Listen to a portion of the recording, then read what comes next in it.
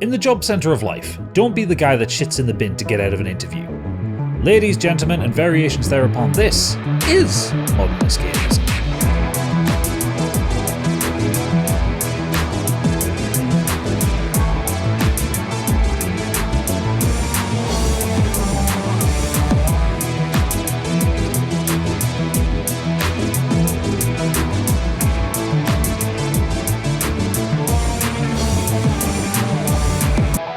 Welcome to Modern Escapism, the only podcast in the world.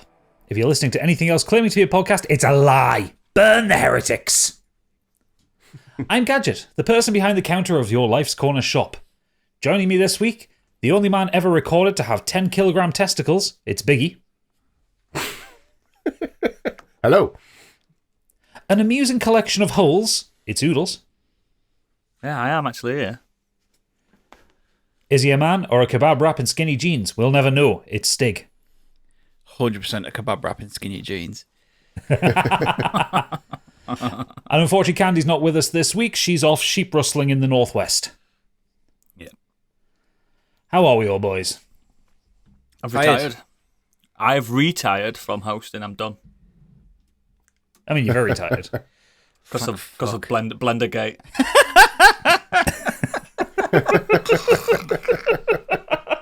I don't know if I told anyone, but my retirement only lasts for 1 week. So it's more of a sabbatical.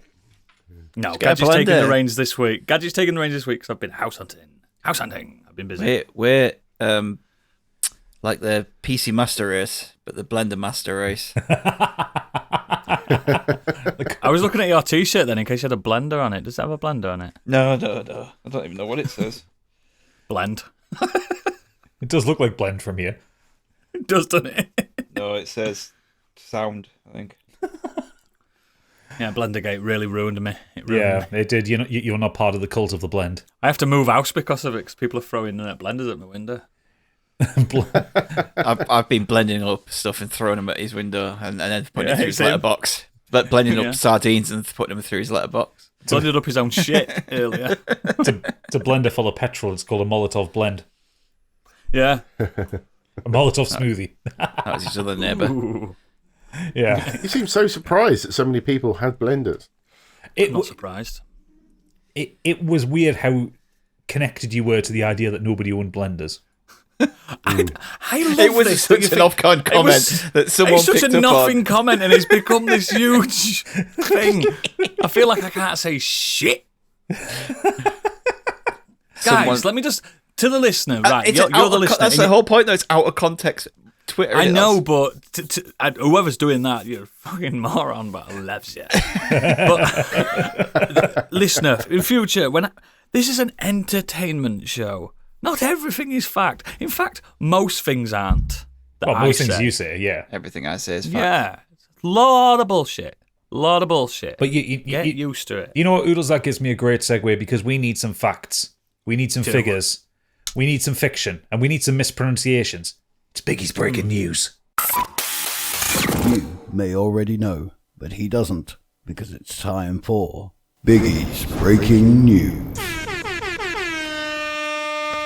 Check it out.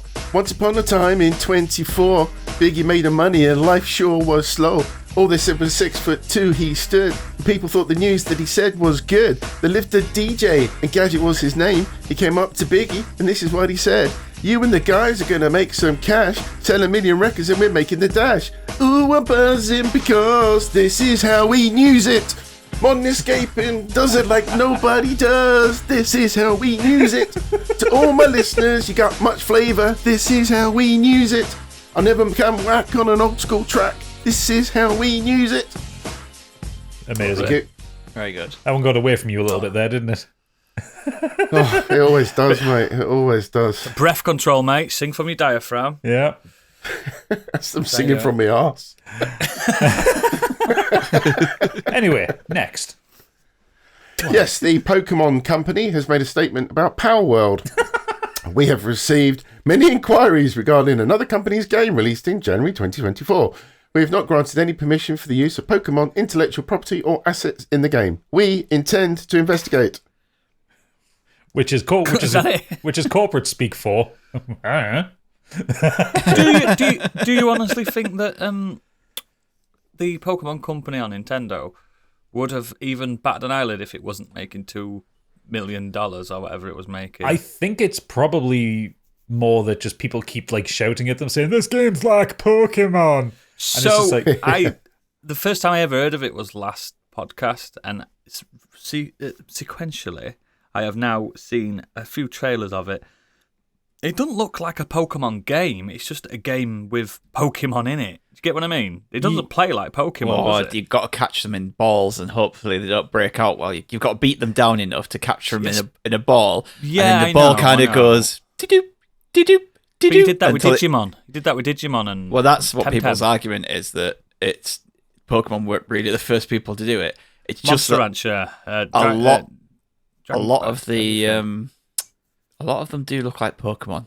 You put them side by That's side, and they that's look what I very see. similar. That's the only thing I notice is that it looks a lot like Pokemon, and they look like Pokemon, but a lot of it looks off to me. It looks like it's not finished or something. I don't know. Well, it's in early access, but it's also like I don't think anyone's arguing that it's an original game. It's a staggeringly unoriginal game that's just smashed together. The unoriginal game. Yeah, it's just smashed together like kind of crafting, survival, Pokemon, and Breath of the Wild stuff into it. Like Valheim, all that stuff. yeah, but I don't think it's actually done any copyright infringement. They've just gone, this is good, this is good, this is good. We'll stick it in a game. Yeah, and ultimately, the horse has left the barn at this point because it's got like fucking 8 million players on Steam. Yeah, it's absolutely smashing it. It's got like millions of 1.5 million concurrent players or something stupid. I think it should huge. wake Pokemon Company up to be like, this is what they want from you. Well, that's it. Someone put a comparison image out on Twitter or Reddit or something, and it was a screenshot from Pokemon Arceus and a screenshot from Palworld, and said, guess which one is done by the multi-million-dollar conglomerate and which one was done by a load of guys in their bedroom. There's a problem with that, though. There's a problem with that one, though. The Pokemon Company are unfortunately locked to a very aging console. That's a difference. Well, surely that makes a difference. there are some much prettier games than Pokemon on the Switch still. Tears of the Kingdom. It's true. Yeah, exactly. Astral Chain, one of the first games on the Switch, is still one of the best looking. Yeah. Mario games, look how good they look. Like True, exactly. yeah. They just, Exactly. Game Freak are bad at making games. yeah. The good at Pokemon 2D fans games. are kicking up a fuss. I'm just like, maybe they just need to make a good game for you, because Yeah. That's what you're pining for. yeah, if you had a Pokemon world that looked like Tears of the Kingdom and was playing like Palworld seems to have taken off, people would love it. I agree. Some people doing some Tell you what, though, there's horrific things in Palworld that it's got like. I know you Peter- can eat your friends, can't you? Well, you can set up like slave shops. You can have them like working on like sweatshop lines, like building stuff for you. It's so odd. I like that. Some of the pals are ammo for bazookas. You put a fucking sheep in a bazooka and fire it at the enemy. No. I like that. That sounds good. I feel like if that But there came are out on a two console big I don't, I'd companies play it. come after you, though, if they are going to take you to court. Bloody hell. Yeah, They've both got money behind them. I think that the Palworld developers will have spent a lot of time and money like making sure that they are threading that Prepping. legal needle. That it's just like somewhat like a judge can say, yeah, it's similar, but it's not a Pokemon game. You know, Is there, and I don't Say it's know. parody. Is It's just parody. there an actual copy of the main Pokemons like Pikachu? Do you know the main ones that we all know? There's ones that are reminiscent of them. Similarities, but Yeah, because if they'd Not made close. a little yellow mouse Pokemon with red cheeks and it did lightning, I think they've got more grounds on that. You can do a friggin' water dragon and be like, that's just our water dragon, that, mate. But Pikachu's bigger than Pokemon itself, Yeah. isn't it? Yeah, That's some what I of mean. them do look like Pokemon. Though. If you were looking at them side by side, you're like, you look at it and you go, "Come on, mate! All you've done there is just Pokemon, chip- come on! Apart from the main ones that we all know and love, they're shit at designing Yeah. Pokemons. One of them's a bunch of keys I was just thinking, or a rock. or a rock. Diglett turns from like a 1 to 3. It's like, oh, great. Oh, whoa! Doug Trio. Fucking, they are shy. The main Pokemons are fantastic looking creatures. You know what I mean? But I don't know if they're called the main ones. I don't really know much about Pokemon that much, And as you can tell. Neither do I, so we'll move on. Next. Good to say Well, that, innit? slightly linked, very linked to be fair. Nintendo's next Switch is looking likely to come out this year with an LCD screen. Apparently, Omdia says next console from Kyoto Company will have an 8-inch LCD screen. I predicted this year. It's not out yet, but I made some predictions on our latest Patreon podcast about this. Yep. It's happening. Cool. It's happening. Got to listen to find out what they are. I'm not telling you. I think Pay. I think people are a little bit down on the fact that it looks like it's going to have an LCD screen. And Omdia, they'll just bring an OLED one later on, won't they? Well, yeah, that's it. I think that's what people are expecting, but people, I think, were hoping for OLED from the jump. It's Nintendo, they right? You should got to have done, remember, really. guys. Remember, with Nintendo, they're a toy manufacturer. They're going to make it as cheaply as possible first run. They always do. The And premium charge as model much comes for out it good as possible. Yes, the dearer, more expensive hardcore model comes out later on, and everyone's gone, oh, I've got to sell my original one now, my plastic one, my crappy one. They do it every time, ever since they've existed. And the one that you make out of cardboard comes out in between. In the between, just to test the water. Could we get away with a cardboard one? Fucking Looks like we labo. could. People are complaining because they were like, oh, the specs are probably going to be in line with a PlayStation 4. And they're like, you should see like people kicking off about it. It's like, it's a What's wrong with handheld. That's fine. Like the Steam Deck and the Ally are like, they're PS4s. They're out PS4 level. And then don't forget, PS4 ran like The Last of Us 2. Yes. Like, And it ran it really well. Yeah, and Red Dead Redemption 2.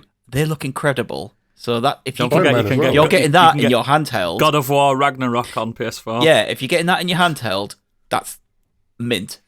Yeah. Who's moaning? Who's moaning? I'd have that for the next 10 years. Because people think that they should be keeping up with Xbox and PlayStation, but you think- can't do that in a handheld. I think what people They're also, innovators. That's what they are. They're not. I think what people leaders. also forget is that Nintendo have an uncanny ability to like pull an amazing things out of their hardware. They understand their hardware. So like, you know, the console is 7 I thought you years. were going to say out of their ass. No. It means that. But like, given the fact that it's a 7-year-old console, Mario Wonder looks incredible. It's one of the best looking games I've seen. It's beautiful. Tears of the Kingdom. Tears of the Kingdom Looks is incredible. stunning. Even if They've the got frame the rate gets Witcher a bit 3 to wobbly. run on that. It might not look as good as a PlayStation 4 or a PS5 or In anything. handheld, it's fine. Just when you put it on the telly, it's fucking They atrocious. still got that game to run on it. Yeah. Like And, on one Doom- hand. cartridge. and Doom Eternal. Yeah. So it's going to be fine. If it's got PS4 style specs. It's a Nintendo console. We're all buying it. Grow up. Next. That's what's happening. Sony quietly blocks controversial Cronus Zen device from connecting to PS5 consoles. In its latest firmware update, the device suddenly let players use or modify any supported controller on Sony's console. But Sony didn't tell anybody, so if you actually accepted the current update, you wouldn't be able to use your Cronus Zen anymore. Fucking hell's a Cronus. So a Cronus Zen is a little bit of hardware that you put between your controller and your PlayStation. It lets you do cheating in Call of Duty. It, like, Stuff like that. Call of Duty fans, they're Oh, the so worst is it of the like- worst. Is it like having a turbo mode SNES controller? Pretty much, yes. The only time I actively played a Mega Drive for a long time was at my cousin's, and he had the turbo one for the Mega Drive. And mate, you should see me as E Honda. Yeah. Do you want to play Street Fighter? They have the turbo control, and you're given the standard one. Yeah. A bit, it's basically like a little macro pad, so you can put in like button combinations that you just tap one button and it does. So like, for instance, you know, if you're getting shot from behind, you can just like quickly tap it, and then you'll like flip around and aim at the Which head. is kind not of thing. built in the game, is it? Which is not built in the game. So it's like Is that what you've been doing then, Big A? So yeah, there's a subset, the most toxic part of the Call of Duty fandom, and that's a toxic fandom, are kicking off because it's making it harder. You should check my stats. You'll see my kill-death ratio. It's not good. I mean, I'm a Call of Duty fan, but not the multiplayer fan, so I can't be lumped into this. I'm not a part of this Cronus crowd. No, I can't imagine you would spend money to play less of a game anyway. I like the A 6 hour game that I get. the message from the team that created the Zen, said, however, this update is not mandatory. Simply skip it and everything should still work with the previous update as expected. And then the company said it didn't know the update was coming, and it doesn't know when it'll be able to fix it either. Warns players to make use of this device. It could be 24 hours, 24 days, 24 months. You can't go online on some updates, though, if you don't do them. Yeah, the big updates, like the big number ones. I always find it funny when someone has made this little cottage industry out of something that's kind of a bit sketchy. We're going to be millionaires. And then it takes one software update to undo it all. I know people that have got custom firmware chipped or whatever you call it now, pirated PS5s now. I'm like, what are you doing? What are you doing? Why are you ruining your brand new baby? If you've got enough money to pay for a PS5, you've got enough money to get some games for it. Legitimately. The last thing I tinkered with was my PS3, because obviously it's pretty much not. I only strictly, and I can have the moral high ground on this. I only emulate stuff I can't get anymore. Yeah. From eShops that don't work anymore, or games that I've got physically, or games from 15 years ago that developers won't make any money from anyway. I'm quite moral on that one. I'd never chip me. I like to use the word chip because that's what we used to call it around here. I'll never chip my Nintendo Switch because it's still a functioning thing. But I'm not against people that do. I'm just not. I use it actively. You know why they call it chipping Oodles? No, put a chip in it. Because on the PS1 you soldered an extra chip to the board, which overrode the copy protection. We just do anything pirated when I were a kid, even leading up to 360. We just called it chipping. Chip it, get it chipped. Yeah, those were back in the days before you had the entire system on a single chip, and you could just put a little bit of hardware into fuck around with it. Well, I'm going to continue. But also, if you tinker with things like a PS4 or PS5 now and stuff like that, you can't go online anyway because you'll get banned. So it seems like a bit of a waste for that. How many online matches of Mario Kart have you had to stick? None. Some. Poor lad can't. Some between none and a number. Next. Lad's locked between airplane mode, aren't you, mate? He's never off it. Here's a strange one for you. British Army's Fortnite recruitment campaign retreats in the face of gamer backlash. The British Army was keen on recruiting Fortnite players because they really shoot well, or at least it was. Social media posts and a trailer promoting Operation Belong appeared to have been taken down following backlash to a recruitment drive aimed at the game's youthful audience. That's amazing. I also just now really love the idea of the British Army just being Fortnite players. They go into a war zone and they're just fucking knocking up a shed. Just running around like that. Fuck your mother! Fuck your mother! I find this whole thing absolutely frightening. It's Starship Troopers. Would you like to know more levels of fucking dystopia? I do not like this whatsoever. Enjoying a shooting game does not equate to enjoying real life warfare.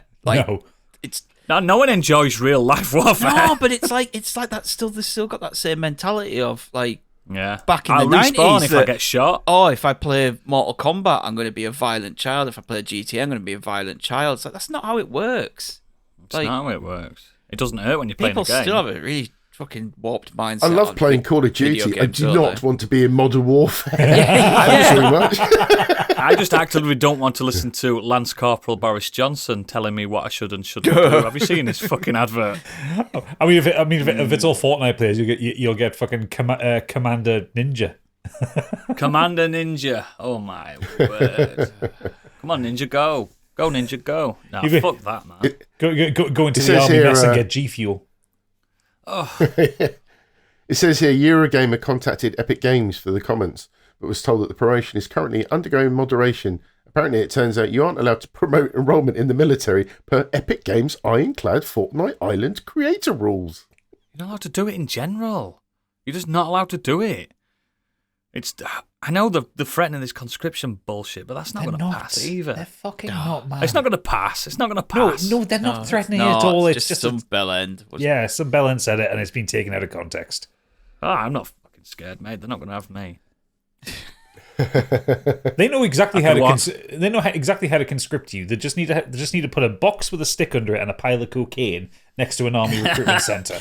Like And then say from you the get guy a episode, he's mech just like, suit. ooh, a bag of coke, ooh, a bag of coke, bag of coke. Mate, I will be the most unstoppable warrior on the on the fucking battlefield. I'll be running at him like fucking Turok. You'll be like fucking Asterix. You just get your magic potion and you go and fuck up some Romans. Yeah. I would. Path. I'd single-handedly defeat the baddies, even though we're probably the baddies. Who knows? Enough of that shit. We're always the baddies. Next. CD Projekt Red dabbling in AI, considering multiplayer for Cyberpunk 2. So they've pretty much gone full circle now, haven't they? Wasn't there supposed to be multiplayer in the first Cyberpunk, and they got dropped? There was. Yeah. They But they're had a now little looking bit at of a how trailer AI about can it. aid development. I mean, Why? AI is not going to help development. You need people to develop things, man. Yeah. It's so frustrating. It's so bad. Did you see my AI statement I wrote? Well, I didn't write. I asked it to write. It made no fucking sense. The destruction of the English fucking lexicon was insane. It doesn't know what it's doing. It's terrible. I hate AI. I Yeah. hate it. Just next. Just hate it. The day before, dev team resurfaced and they're blaming the failure on Gold Rush of negative take. I did take The that studio long. posted. No, the studio posted the message to Twitter, alluding to certain bloggers that triggered a gold rush of dunks, with content creators racing to publish their takes, ultimately leading to the game's downfall. The statement blames misinformation from supposedly anonymous sources and provides answers to questions no one was asking. Wasn't it the actual game itself? Like, people did buy the game and refunded it immediately because it was shite. Yeah. God, it took them less than a month to completely scrub everything and then come back and blame everybody else. Yep. I wonder why industry's on its ass. It's a joke, man. It's a joke. I'm just reading the quote here from. Remember the experiment where you're asked to count pink objects in a room and then recall the blue ones? You won't remember any. It's all about focus. The negative bias instilled by certain bloggers making money on hate affected perceptions of the game. That's fucking shite. That is really shite. Screw you guys. Oh no. Fucking hell. Next. I'm going to get angry about the next Over one. to the world of film and TV. We've had the Oscars full list of nominations. Time to get angry again. So I'm not going to go through the lot, but Oppenheimer leads the nominations with a total of 13, followed by Poor Things with 11, Killers of the Flower Moon with 10, and Barbie with 8. They will compete for Best Picture with American Fiction, Anatomy of a Fall, The Holdovers, Maestro, Past Lives, and The Zone of Interest. Amongst those setting records with their nominations was Lily Gladstone, who is the first Native American acting nominee, and Martin Scorsese, who is now the most nominated living movie director. So, One I of mean, the best directors to ever live as well. just we'll just address the elephant in the room straight away. Do it. Neither Margot Robbie nor Greta Gerwig were nominated in their respective categories for Barbie, but Ryan Gosling was, and I feel like that's a bad thing.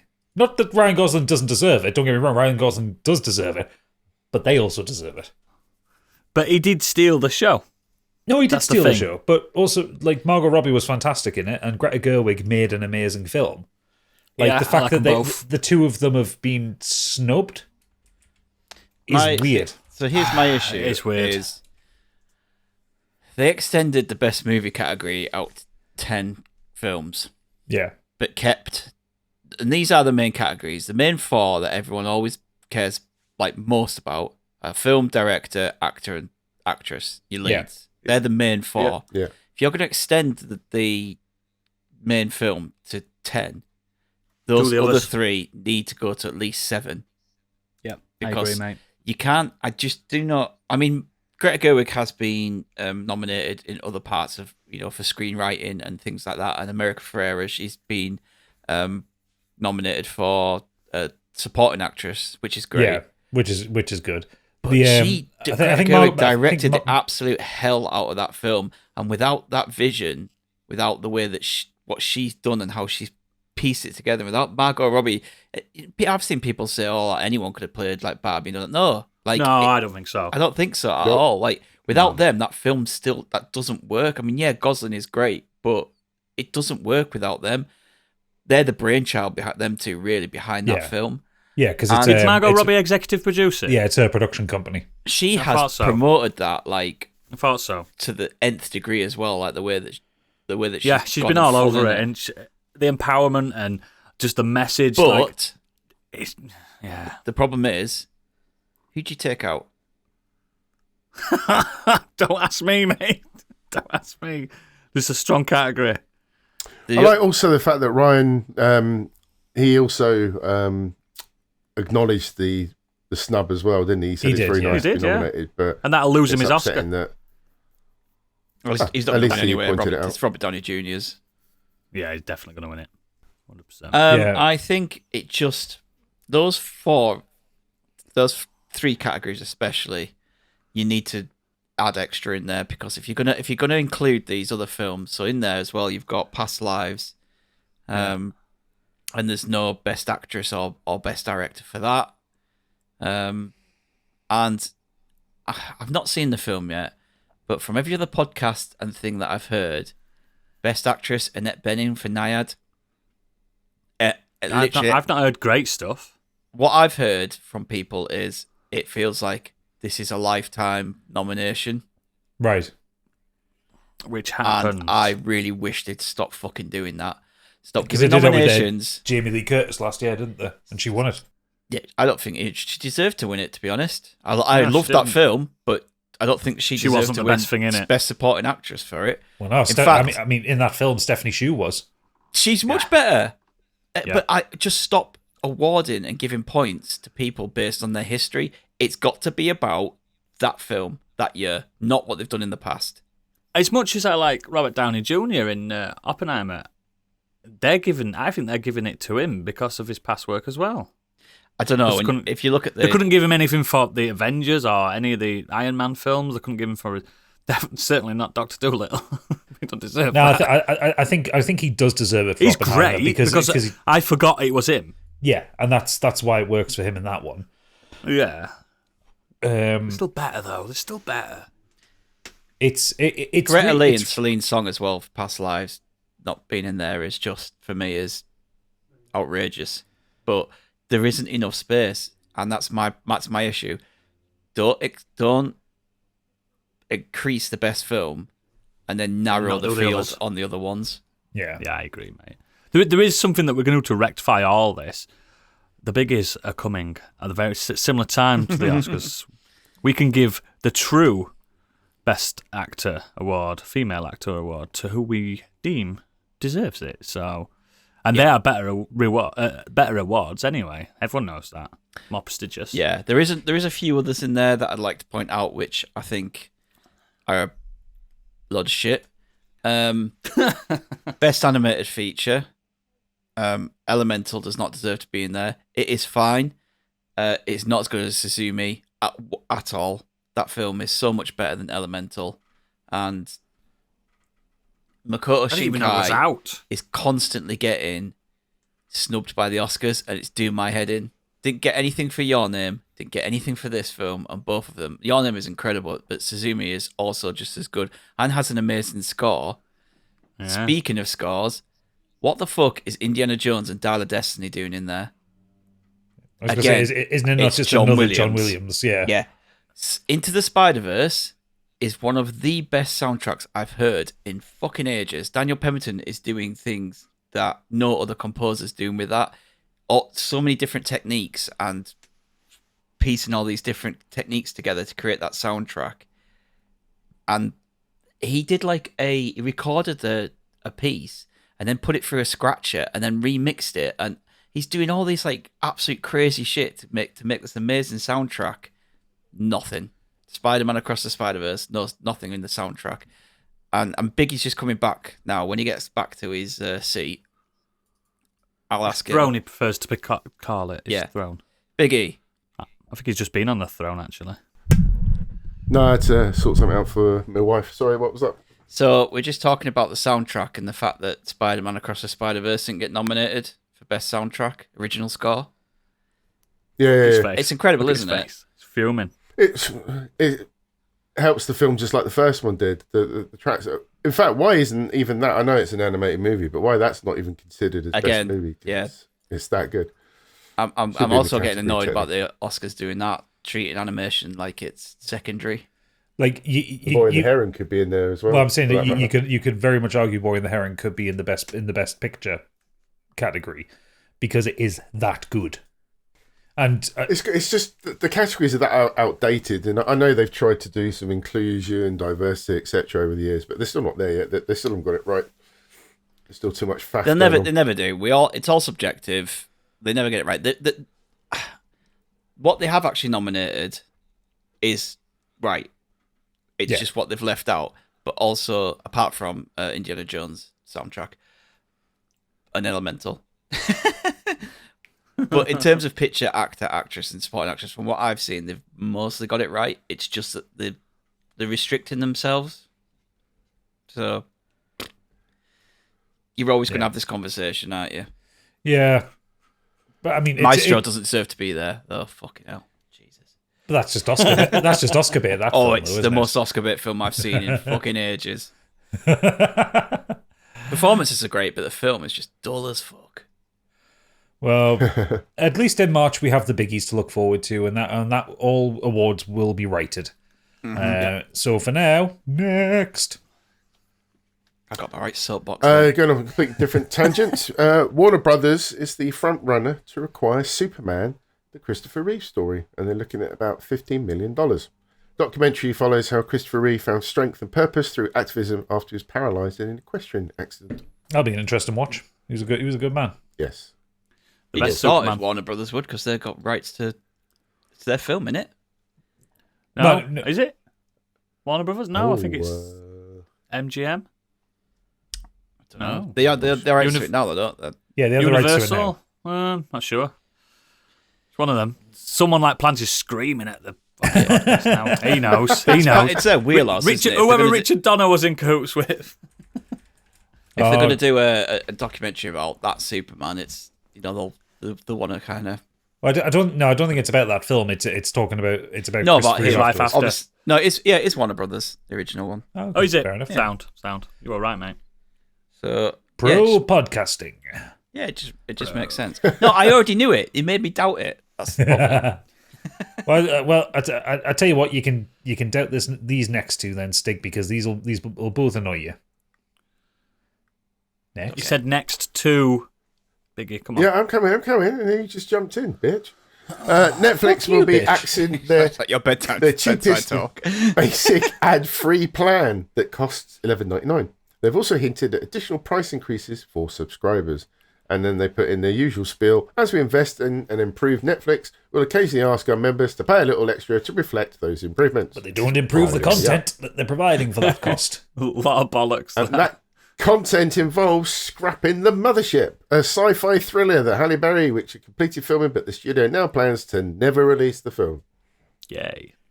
Do not like this. Probably. Do not No. like this precedent of scrapping films, especially write-offs. ones that are complete for tax write-offs. Yeah, Fucking Warner it's Brothers getting setting shitty. the trend for that.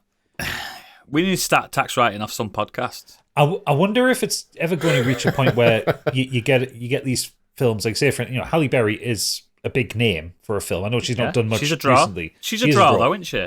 But I wonder if it's going to get to the point where if a studio kills a film off like this, and some of the stars' salary is tied to performance. A little bit like when Black Widow got put on Disney Plus and Scarlett Johansson sued Disney because her compensation was based on ticket sales. Because it was during COVID, wasn't it? So she didn't Yeah.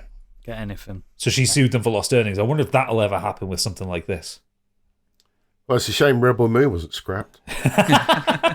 That's the dent. problem. They release so much shit. I have no idea if this Halle Berry film would be any good. My gut instinct says probably not. No. But I think from what I heard, it sounded about like a 6 or a 7 out of 10 kind of it's film. still not the right thing to do. There's a lot of people that work No. on those films that have spent time working on those films, so then just write it off. Yeah. If you're going to scrap it in pre-production, not when it's in post-production. Also, if it's never released, then that credit doesn't go on to your IMDb if you work in the industry. Nope. So you, Your CV in general as well, yeah. well, yeah, that's what I mean. Basically, you have a gap in your CV then. I know What are you you doing? I did an unknown project. Yeah, I know you put this in sports, Biggie, but what's the real reason Netflix are having to put their prices up? Yeah, We're jumping ahead. Yeah, go on. Skip ahead Yeah. next. WWE, have you heard of them? Has officially announced that WWE Raw is coming to Netflix starting in January 2025. That's why it's more expensive. Because that's a big moneymaker. Because it's costing them $5 billion. $5 billion if- dollars that they don't have. Oh, if only Vince was around to enjoy that money. Oh, fuck that guy. We're not getting into that. We are not No, we're touching not. that on this Yeah, podcast. no. No chance. Poor dead. Bye. This is great, though, really, for Better access to it because better it's access. Is it though? well, Yes. no, because Yeah. it was all on WWE Pass or something. So or- it's on so a lot of the old stuff's on WWE Network, but it's just the fact that it's there on Netflix, which a lot of people have, and they can probably kind of reduce 3 hours down a little bit because they won't have to do as much advertising, like there won't be the commercial breaks and all that shit. yeah. They'll probably be able to streamline it a bit better. But the best thing about it is all of the premium live events outside of the US are all covered under it as well. Oh, so you don't Do you have to do reckon, pay-per-views. Yep. Do you reckon, Stig, that they're gonna like reset some storylines for someone like me that's absolutely highly likely to jump in from day one? Do you think they're going to reset it for people to get into? No, but in a way, Rumble season's the perfect time to jump in anyway, because that's when they kick off all the big stories. the new storylines. Yeah. So Apart from this that'd year, work. obviously, last night's Rumble is a continuation of last year. So Because I really fancy getting into it, so I've got something at least to talk to you about and other people about. But I just don't want to be like, who's this? Why are they fighting? Who's he shagging? Who's she shagging? I mean, you know what I mean? A month of watching the product, You get it, yeah? You'd be in it anyway, yeah. Oh, that's fine then. I'm going to stick to it. I'm going to do a weekly WWE report on this podcast. I'm telling you, I'm going to do it. I'm going to do it. Do it. I used to See like what Raw. happens. Raw were my favourite anyway back in the SmackDown Raw days. So I'm here. Oh for no, it. it got lost in the edit. Anyway, next. David Vaughan says Kick-Ass 3 is coming and the script is halfway complete. This is a very, very meta universe. It's just a whole new way of doing Kick-Ass, which couldn't be more Kick-Ass. I feel like he's trying too hard at this point. A little bit. Ass. Has Kick-Ass kind of had its moment and gone? Was it? I thought so. It It was had I don't its think moment it and gone required a before the sequel. second and film. fresh. Yeah, and it did, the first it did one not was, require a sequel. Yeah, and the sequel was really poor. If you could capture some of the magic that the boys has, then maybe it would work. But Yeah. But that wasn't what it was aiming for, really, because it no, wasn't particularly bloody. I know there was some strong language. It was from a true to 10-year-old its girl source in it. material. It was true to its source material, and it was fresh. The first one. The second one was it derived a little bit from the actual comics, and it made it a bit like, why you made that decision? Oh, I get it. I get why, because you want these characters to survive. That kind of thing. but I like the first one. Is like Really good. Aaron Taylor Johnson is. He's not like now. He's built like fucking brick shit house, isn't he? But then he was Yeah, like he's a a little skinny weed. kid. How's it going and to how's it worked. going to fit into that scuba diving suit? You've now? got Nicolas Cage basically playing Batman, and a was- young Chloe I- Grace Moretz, a like 8-year-old, running around calling people cunts and battering the shit out of them, and that was great. Yeah, but then she wasn't 8-year-old in the sequel. She What? was a woman. So it just didn't work. Yeah, I don't know if she was meant to be like 12 maybe or something like that, but like, it was just great. Yeah, but you know what I seeing mean, this she little was- girl like kicking the crap out of these men and like just being really great. And then as soon as she turns into a woman, it's kind of like Yeah. it loses the fun Yeah. and the allure Yeah. of like that character. It's Yeah, I don't think this will work in the same way that the sequel didn't work. The sequel, they didn't strike when the iron was hot enough. yeah. If they want to do a sequel, In, it in, could- a, in a world like you say, Gadget, where we've got the boys, who cares? yeah, exactly. And we've got Invincible, What was who the, fucking what cares? was the gap between them both? It's got to be 10 years, hasn't it? Maybe 5 years. So Maybe Kick-Ass 5. was 2010 and Kick-Ass 2 was 2013. So it's only 3 years. That's not bad. It don't feel like it. That No, feels I like thought- longer. Yeah. I thought it was longer. I thought it was like a Sin City to Sin City 2 kind of gap. Yeah, I did. Yeah, I did. I think. Wow. I think it was because you only kind of really notice it because I think puberty hit Chloe Grace Moretz really hard between She those became two a woman, films. didn't she? She was no longer a girl. Because I think she was like 12 or 13 when they filmed the first one, and then she would have been like 16, 17 for the second one. Something like that. Because there was a whole subplot of her like fancying boys and that, weren't they, in the second one? Yeah, and it didn't work. It was too creepy. It didn't work. And she even kissed Kick-Ass. She kissed him. Nah. And I was like, oh no, he's quite old. Yeah, so she's born in 97, so when she filmed that, 12. She'd have been 12. Yeah. Anyway, next. I don't need it. I don't need it. I don't need it. From superheroes to the Marvel Universe, Daredevil Born Again apparently will now feature characters Kingpin, Bullseye, Karen Page, The Punisher, and Foggy Nelson. Into it. So this is basically Daredevil season 4. That's all it Yep. is. Fine. Go They're for even it. saying that Yeah. the stuff that happened in the Netflix things canon, aren't they? Yeah, Yeah, they well, are. they said it's canon, so this is just continuation of that. This is 4. Fine. Number 4. Brilliant. I'm into it. Big into Marvellous. Yeah, I did like Daredevil. it. Marvellous. I like your pun. Yeah. Great Next. We're sticking in the world of Marvel. Tom Hollander says he accidentally got Tom Holland's box office bonus for the Avengers This movies. is funny. And they were in, I think they were watching a film or a show, and somebody that Tom Hollander was with said, I've just got my bonus come through for some project that person did. And he goes, I'll go and check mine. And the break or after the show, he checked his email or his account and noticed that million. he'd got an astonishing amount of money. Not the whole box office bonus, the first one. And it was more money than I'd ever seen. And apparently it was 7 figures. Yeah, Tom Holland doesn't I need would to have work kept- again, does he?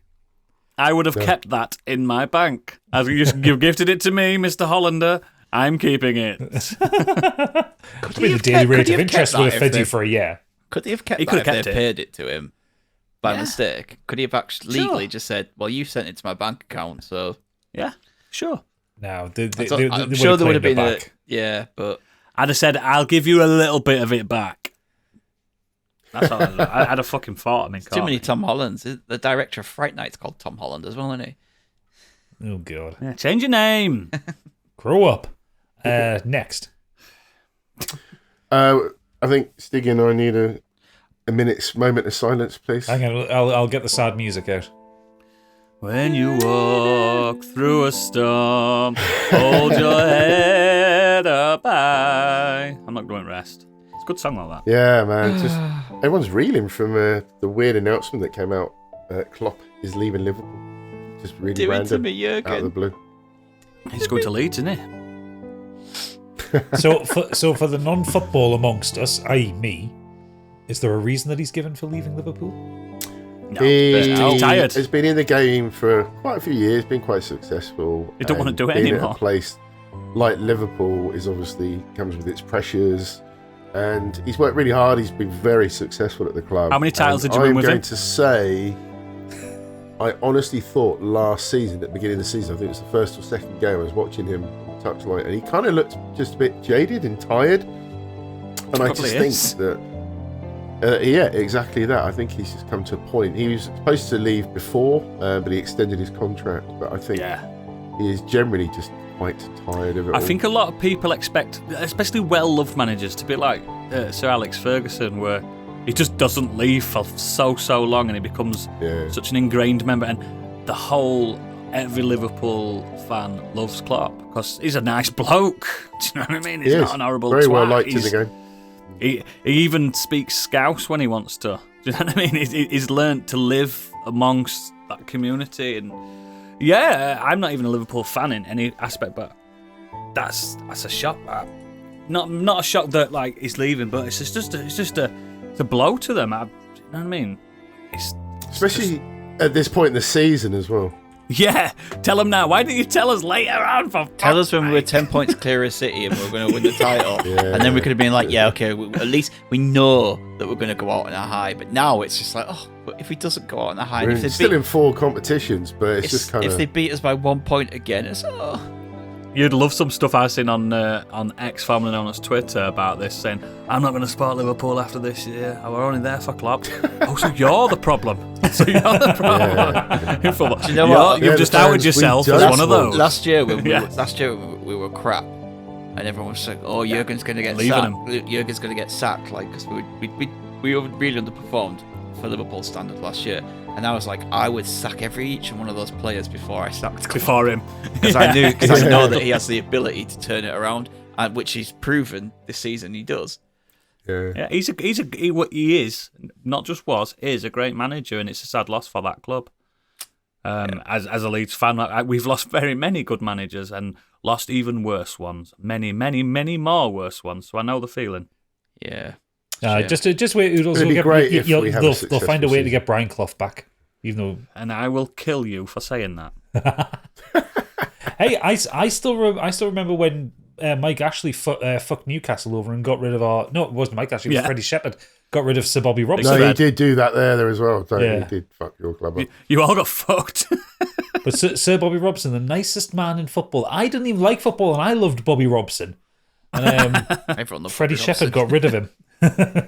Yeah, it happens to a lot of clubs, but maybe not as high profile as Liverpool were, and a loved figure in the sport. That's the thing. Even Everton fans have got to admit that Klopp's a genius. Good. And they won't admit it. They won't admit it, but they know it. My only knowledge of Jurgen Klopp is that there was a clip going around years ago. I can't remember what the precise context was. He was doing like the post game presser kind of thing. And I think one of Liverpool's players had been like seen out at a nightclub a couple of days earlier being drunk or something like that. And he gets asked a question about it, he just kind of leans forward and he says something like, "Why would you ask me such a stupid question? He's 22, he's allowed to enjoy his life." You should see, honestly, after there's a clip of when we're celebrating, I think it's a Champions League win, and he's literally forcing beer into the players' hands. Even though we've still got, was it the Premier League? It's one of them. No, that was the Champions League, and then again with the Premier League win, you can see him again. He's like enjoy it, even though we've got a game later on. After we won the Premier League, we've got more games to play. He understands that morale's important, he was like, just doesn't he? enjoy it. Some bosses don't. And then we lost 5-0 in the next game. Well, you live and learn. Maybe one less drink. It was against Man City. We just beat them to the title, so it's like... Drink water between rounds. Yeah. He's also a very stylish brute as well. Do you like his glasses? He looks great. Oh, he looks got rid of the glasses now. Yeah, he don't wear it. I'm just fucking no way of connecting with this man. Come on. Anyway, next. Beautiful soul, beautiful. Well, man. finally over to the weird world web, or should I say the weird worm web? As there's a new popcorn bucket that's coming out, made to promote the up-and-coming Dune sequel. And apparently this thing is legit. If you've seen the pictures, it's raised a lot of eyebrows for very obvious reasons. Have you posted the picture anywhere? Because you can fuck it. Of the... Never look. Where is it? News section. In the news channel. Have a look. It's basically it's a popcorn bucket, and then it's supposed to it has like a plastic insert of like the mouth of the sandworm on the top, but it looks like an anus. It's a fleshlight you never knew you needed. They really took that popcorn trick to heart with this one, didn't they? Yes, I've seen her before in middle of Leeds Fest on day 3. Look at you! I'm getting two. I hope it's just a prototype and they think better of it. I hope it's not. I hope it comes out and I'm definitely sticking my hand into that. Yeah. It's weirding me out that there is this now trend when a big film comes out with these like novelty buckets. They're really big in America. Like in America, when the D&D film came out, you could get like a D20 shaped popcorn bucket. That's America great. love buckets. Yes, I know that's great, but like, fleshlight. But who signed this off? Fleshlight popcorn. America loves buckets. It's well known. I'm just trying to think of other ones you could do. What other ones could you do? Basic Instinct should have done one. I'd say they missed a trick with the Mario movie because you could have had a question block. Yeah, question block. They did. I think they did do that. Did they? I think they did do that. No, they did it at McDonald's. Sorry, with Happy Meals. Oh, right. You could do an egg for Alien. You know, like it's splitting up. Yeah. You could have like You could do green some coloured butter. nachos, some nachos with salsa and stuff in the box for $7. You could have a bathtub for Saltburn. With extra layer of salt at the bottom. Pint of milk. Oh, grow up. You've had it in your mouth before, Stig. Come on. Fucking hell. Right, okay, marvellous. We're going to kill that one with a cow gun. Excellent. Time to find out what these reprobates have been doing. Eeny, meeny, miny, mo, biggie. No, actually, actually not biggie. We'll put you later because you have just been talking for like 40 minutes. Oodles. You're having a lazy day, so you can kick us off. Yeah, I've only been doing one major thing this week, but it's a thing that I really loved and I'm passionate about it. It's a show that started. I'm always passionate about that. It started on Apple TV. It's Masters of the Air, which is the third. I've heard about this. The third historical drama from executive produced by Steven Spielberg, like is it The Pacific and Band of Brothers? Those war type films. Already in. So I watched the episodes that are currently available. It stars Elvis Presley. What's his name? Elvis. Austin Butler. I had my brain just only went to Anson Mount. It's like it's the hair, but no, it's not him. Handsome man. Yeah, he is devilishly handsome, but he still talks like Elvis, and I don't get why. Anyway, maybe he's stuck in it. Maybe he's trapped in Elvis. But it also stars Callum Turner, Anthony Boyle, Barry Keoghan, who's just having a fucking good time in this year. That lad. Yeah, he's had a good year. And it's just, as you know, if you've seen Band of Brothers and you've seen all these other beautifully, just well realised, and yes, it is a bit jingoistic, but with a bit of heart to it. It's about the one of the 800th Airborne Divisions from the US Army. Do you know, they didn't have an Air Force then. It was the Army Air Force, wasn't it, back then, back in the World War II days? Yeah. And it's about a troop or a corps of men, young men that have finally going to see some action in the air. That they're stationed in Britain from America. They're all Americans, and luckily for them, they are charged with running the Sky Fortress, the B-52s, one of the most famous planes of all time. One of the most fantastically built, almost mech-like devices in human history. That thing is a 4-powered diesel engine plane that only goes about 110 miles per hour, but somehow can fly. And they're basically so far, and this is what I do love about this, it's only a small cast. You don't have to memorise loads of people. It's just sticking with these small casts. Austin Butler definitely taking charge in this. That was one of the benefits to Band of Brothers. It was just that team. You knew the brothers, didn't you? Yeah. And that's what this is doing, and it's just slick as fuck. It's so good, and it's tense. Like, I'll bite my nails watching it. Even something like they've had a successful run or an unsuccessful run, but the danger's over. Because of the nature of the B-52s, landing is still a perilous thing. That is like a 50-ton plane that would be considered a cargo plane nowadays. It's huge. It's got like, what is it, Big? It's like 8 men inside it. Something like that. Yes. Come on, you were there. You remember. Hey, there it is. But yeah, I think it's eight or so men in this fucking Sky Fortress. But the problem is, and this is what the Nazis knew as well, they're very big. What's bad about being very big? You're an easy target. You're a very easy target for ground artillery, and that's the current conundrum. I think there's only 2 episodes out at the moment, but they're both a full hour long, so it feels like I've watched nearly 2 films already. And it's just... I assume that they're probably going to follow the same kind of thing they do with Band of Brothers, where they've picked out specific points out of in their what lives they want to cover, like Band of Brothers did in World War II. It was the similar thing. They were just kind of like let's cover this, this, and this. And I think they chose the best points to tell the story of what they wanted to cover. Yeah, but I mean, the refreshing thing on this one, especially for us being British, is that it is set in Britain, and the skirmishes are over the North Sea and trying to get through Holland and trying to blow up supply lines of the U-boats and stuff like that. It's quite interesting, but again, it just shows the dangers of being in a flying fortress when you've got so much ground artillery covering Netherlands and stuff like that. Because there was like an artillery shell for every person that bloody lived in that country at that point. You know what I mean? It's the early on, only when America's first started. And it's just, I don't know, it's just a really beautifully made show so far. And it's gut-wrenching because it's about loss, it's about boys not really knowing the horrors of war. It's getting so excited to get up there because it's drilled into them, isn't it? Yes. And then when they come back, their faces are a different story.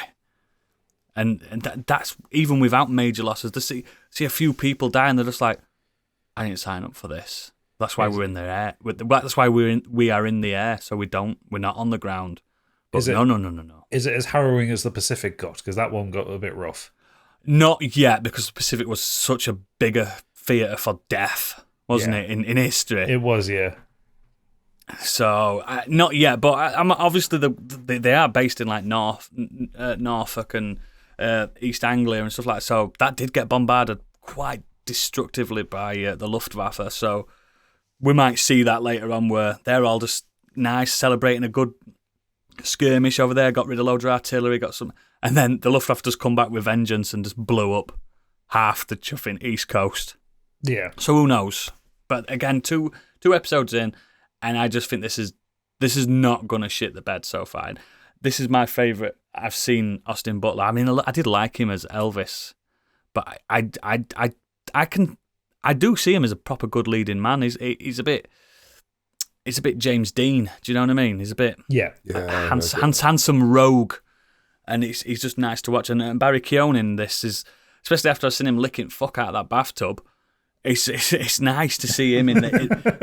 He's putting on an American accent, and I know he's put on American accents before, but he's really believable in this. And he's an Irish American, and he makes a lot of statements on that fact. And it's a difference because you don't see the Air Force as much because it's so expensive. And by the way, this looks very expensive, like stupid expensive. I mean, the previous two shows were very expensive as well. Yeah, I recommend Masters of the Air. It's worth having a Apple subscription for. You'll have to watch it weekly, but you've got to go in with quite a thick skin because it can be quite traumatizing. Do you know what I mean? You've got to remember this is history. Yeah. So it's been my week. Depressing. Fantastic. Okay, I'm going to go next. So I had wanted to talk about Yakuza, not Yakuza, Like a Dragon Infinite Wealth. But I've only managed to get an hour into it so far, so I don't really feel like I can talk about first cutscene. Pretty much First cutscene. What I can say about it is I'm playing it on the Steam Deck, and it looks fucking amazing on the Steam Deck. It's a great looking game anyway, isn't it? No, yeah, but it's just the Dragon nice Engine. to see it, isn't it? Dragon Engine is just witchcraft, and it's just nice to be back with Ichiban. He's a lovely lad. I like him better than other chap, mate. Kiryu. Yeah, I like him because he's definitely got ADHD. He really good representation. I mean, in one of the opening cutscenes of the game, he ends up in the river in Yokohama. Yeah. He's a good representation of other people that are very annoying to be around. Yeah, he's a lovely lad. So the two things I'm bringing, first one, so I mentioned this on the Patreon pod that I was interested in seeing this. It's just come on Amazon. It's a cartoon called Hazbin Hotel. And I watched the first 2 episodes of it. And it's shite. Okay. Dude, are you upset? I'm a little bit. So, well, for a specific reason. So Hazbin Hotel, it's it was something that A24 have brought out with Amazon.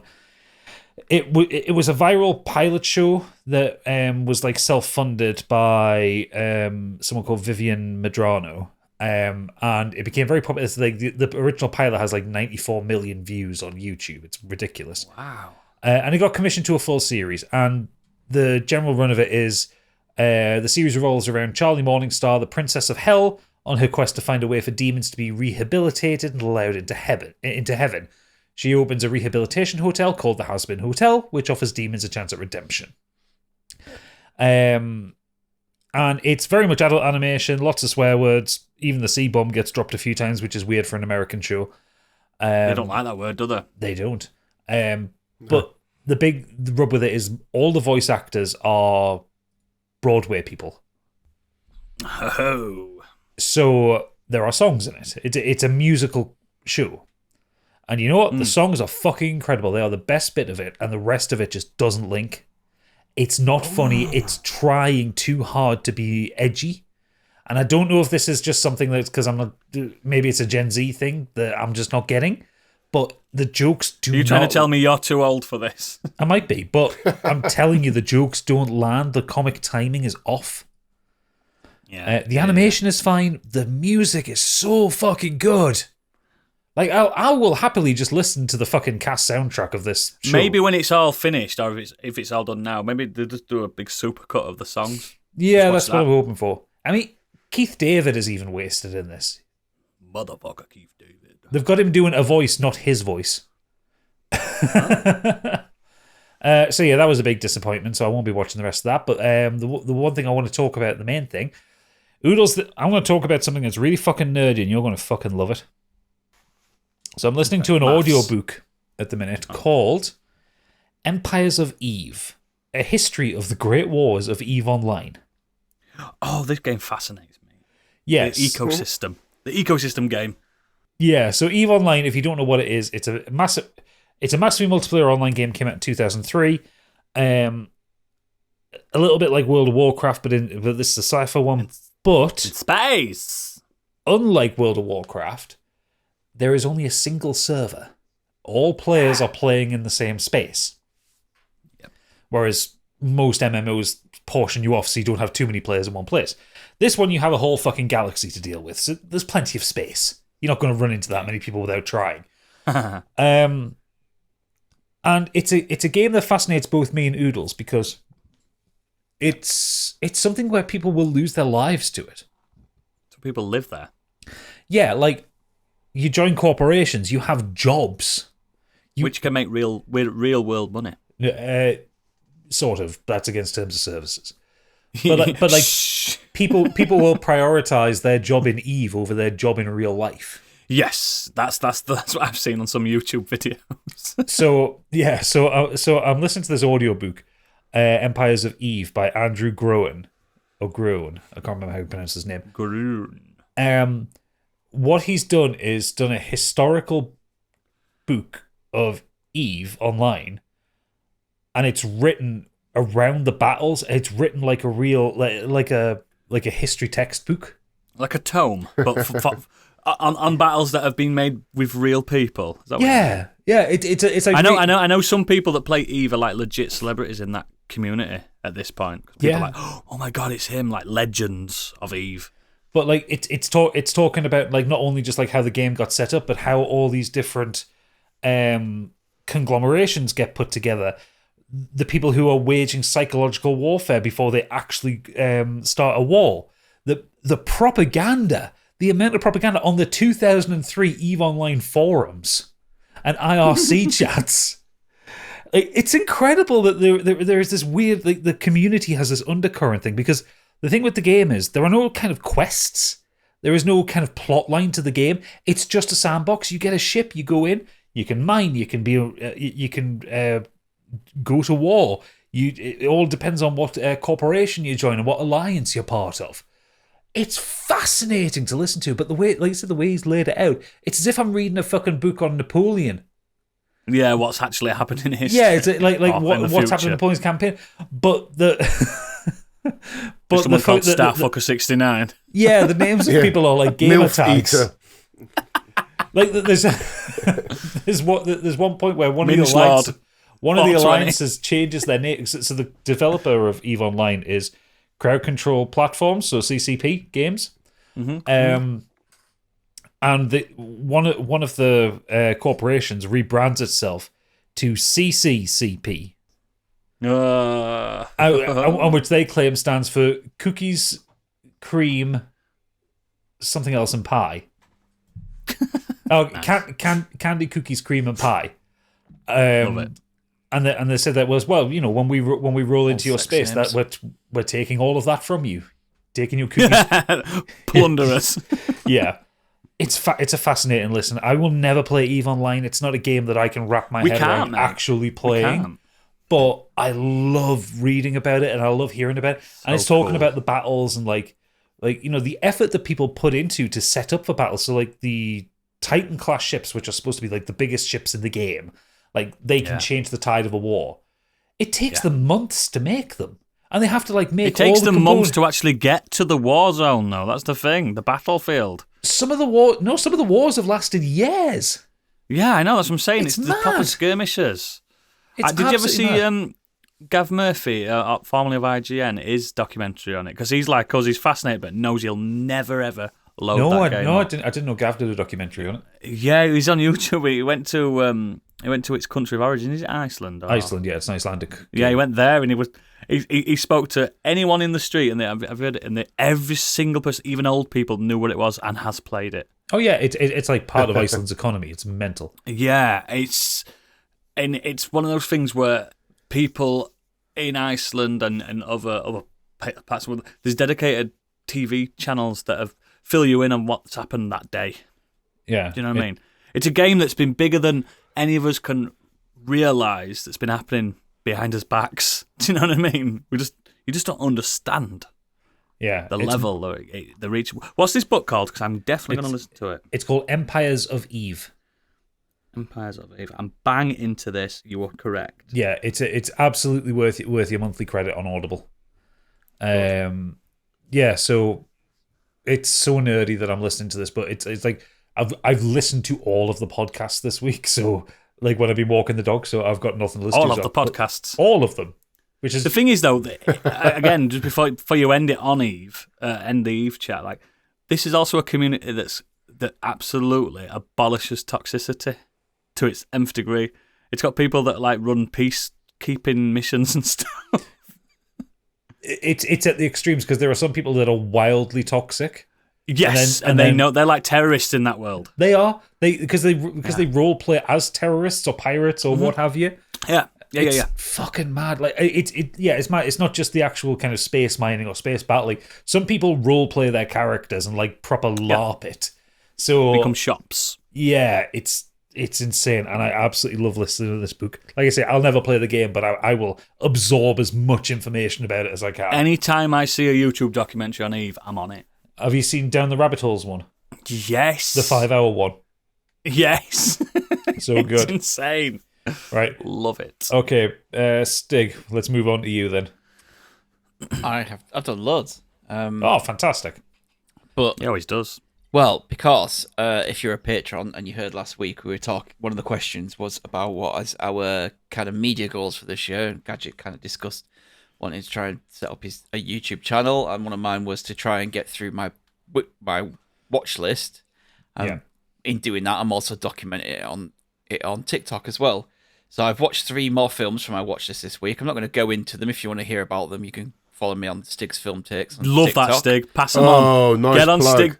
That's beautiful. That's how you do it. That's how you do it, guys. He So, knows. Donnie Brasco, the founder of Moneyball, they're the 3 I've watched this week. 3 very Oh, good fan- films. Fantastic films that I loved them immediately after I'd watched them. The other thing that I did this week was last night went to see the best of Hans Zimmer and John Williams in Ripon Cathedral. So orchestra playing the music of Hans Zimmer and John Williams. It was great. Like amazing setting. At for it. Ripon as well. It's not too far away. Yeah, well, that's kind of where we went. Lazy fan. Yeah, but it's just they're kind of touring all over the country. So if you really like that music, it's an hour and 20 minutes, hour and 25 minutes of just non-stop bangers. Was it a dressed event where you're all in suits? No, you're just casual. Well, I would have been. Yeah, and yeah, it was by the London Film Music Orchestra. A lot of young kids. I shouldn't say kids. Sorry, fucking hell, that's me getting old. World! Yeah, a lot of young people within the orchestra. So yeah, I think it might be coming out from a music school or something. But yeah, it was really, really good. And they did because obviously some of the pieces are like long. Like they didn't do the full Barbarian Horde, but they kind of did a mix of it. So they kind of chop and change, but got like the big bits in there and stuff. And it's touring around the country. Well worth checking out if you're really into your film scores. How much did it cost? It's about £25 a ticket. I'm all right with that. Yeah, it's not bad, that. But yeah, I took my parents for it was their Christmas present. Yeah, Really enjoyed That's that. But there's only one main thing I've been doing this week. Here we go. I have entered the King of Iron Fist tournament. Oh, no. I know this one coming. Tekken 8 is out. Are you representing the Zaibatsu Corporation? I am indeed. No, I'm representing the Idrisil Rebel Army. Oh. Ooh. Come on, get with your law, Gadget. Jesus. I haven't played Tekken since Tekken 2. It's a great game. It doesn't matter. You get Tekken 8, and there's a replay thing that tells you all about the story from each Tekken. Literally, you could love that. There's a catch up with this story mode, and it has a recap of each Tekken that you can catch up on and what's happened with it. But this is almost like they've gone back to the drawing board with this after Tekken 7. So Tekken 7 came out in 2015, I think. Yeah, sounds about right. 2015, 2016. It's been a good 17 it came out, yeah, depending on which one you put it on. 17 on consoles, 15 on arcades. So yeah, it's been a while, and this new one is developed in Unreal Engine, and it looks incredible. It's one of the best next gen console games I've seen. Like, this is the real kind of step up. If you look at, I played a lot of the demo, and it looks insane. If you look at I didn't think Tekken 7 in my mind was that bad. Looks bad. No, Look at side-by-side pictures of Tekken 8 and Tekken It's 7. unreal. My God, Tekken 7 looks like absolute dog shit. They've got ray tracing. They've got ray tracing on their own sweat. Yeah, this game is one of the best looking games I have ever played, and they've just thrown everything into it. The fighting is incredible. It's so much fun to play. They've put a few new kind of features in there. So you have a special style, which is if you click onto that, it's almost like a one button combo style. Right. Yeah. It just makes it like, if you're in a situation where you're trying to do a few combos and you're like, this ain't working out, you stick on special style and you just kind of press these buttons, and it is almost like button bashing, but it's fucking badass. You become a master. Yeah, you just batter the shit out of them. You know, they can do the same back to you as well. But you just feel great playing it. It's a fighting game that makes you feel good while you play it, and it does not. That's what you want from a fighting game. It doesn't frustrate you. Yeah. Like, if you want to be, a technical, the very best, and learn the combos and learn the moves, you can do that. But the game is offering you options where you don't have to do all that. Have they kept the same command list since the previous game? Oh yeah, I'll be all right. Like, I'll be all right. Kazuya's moves are the same button moves they've always been. So I can still be Paul and one shot people with me with your big punch. Power punch. Yeah. It's all exactly the same. Yeah. It sounds like they've done that. I don't like his hair though. Jesus. I do. It sounds like they've done that. What Street Fighter 6 did, where they had the modified accessibility mode. Yeah. They've also, but on Street Fighter 6, you couldn't play an online match with somebody that was on that mode if you weren't. Yeah, you could.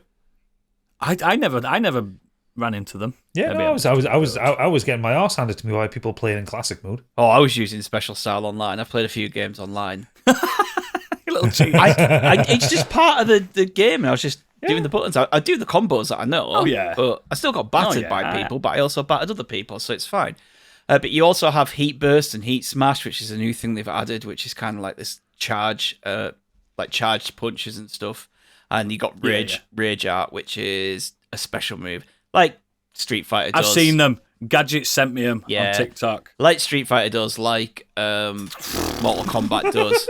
Tekken now has this like special ability. I've seen that one with Kuma with that fish. Yeah. That was great.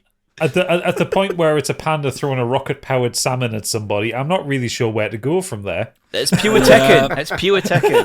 Yeah, it's never been a serious game. Don't worry about that. I just can't understand how a game that, when it comes to the main storyline, it's so fucking serious and it's about genocide and government control and armies fighting against each other. But part of the army and part of the rebel team has a bear wearing a waistcoat with a dragon with a tiger on the back that speaks to people. It growls, but it has subtitles in bed, and they understand it. Yeah. Yeah, I've seen that in the intros, outros, where it's like I fucking love it. It's like Kazama will be like giving it, I'm going to defeat you, and then you got the bear going, the subtitles saying, I don't like you very much, or something like that. And they're all fluent in every single language on planet. Oh yeah, so the main storyline. Don't matter who you're against. The main storyline they've gone all out now. It's the story, The Dark Awakens. It's gone full cinematic storyline. So you get this, you get all this cinematic. Look how excited he is! I love it. You got all this cinematic stuff in between, and then it goes into the fights, like similar to Mortal Kombat, the way Mortal Kombat have done it. They've basically taken that template and done it, because Tekken 7's was shit. The story mode in Tekken 7 was dog shit. It was newspaper articles, wasn't it? You had to read big paragraphs. It was about a fucking journalist who got journalist going into war zones. You got caught up in the whole war and was documenting it. I was like, this is bullshit. You never saw that journalist. You were just reading his blogs. Yeah, you were hearing his audio podcasts and his blogs, and it was like, this is shite. So shit. But and then Akuma turns up to fight Heihachi for no reason. Because Yun told him to, apparently, at some point. But yeah, in this, they've done a proper storyline. It's very short. I'm probably about halfway through it, but by all accounts, it's 5 hours tops. They don't need to be long. No, it doesn't. But they also throw a thing in there halfway through the game which mixes it up a little bit, which I really liked. I'm not going to spoil what it is, but it's very different. So you've got story mode, you've got character episodes. So you can then, what you can do is, after you've done the main storyline, which obviously involves Kazuya and Jin, you can go and play each character, and it does a little story mode for them about what's going on with them during that time. So like the old Tekkens, like, you know, how you just went through the fights, didn't you? And you got cinematic. You got cinematic at the end about what happened. You get it's that like now. old school, isn't it? Yeah. The old school fighting game. You've got arcade. Remember when King got his orphanage? He built an orphanage. Yeah, and That's it. She got her a theme park and all that. Yeah. And Gon finally got his little dinosaur world. Yeah. Gon's in this or not? No. I've got rid of him. No, he's Dead. You He's can dead. do this an arcade quest, which is kind of your you've got like mini avatars, and you can run around the little avatar world. That's what was in the actual arcade You can mode. challenge people, of the like game. so when you want to go online and stuff, you've got a little avatar. Mine looks like Oodles, like that's just a default. Great looking guy.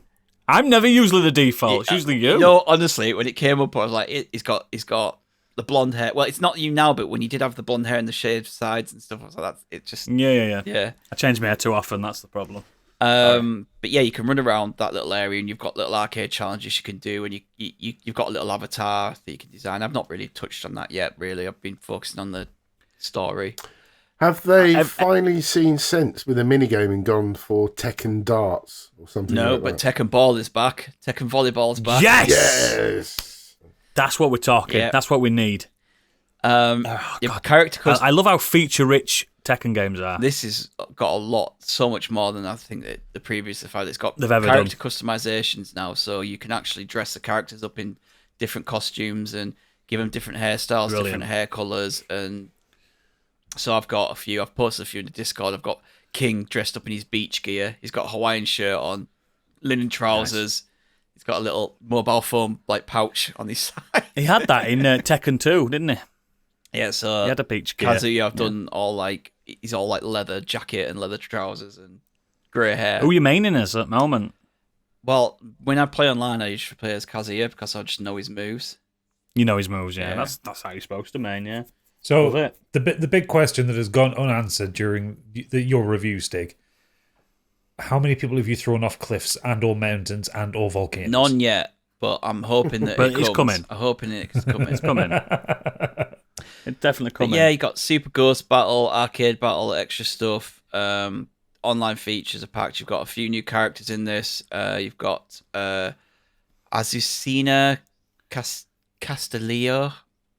Yeah, I've seen that one. She's very she's very rich, bit like Eddie Gordo, like a bit like samba Yeah. moving and stuff.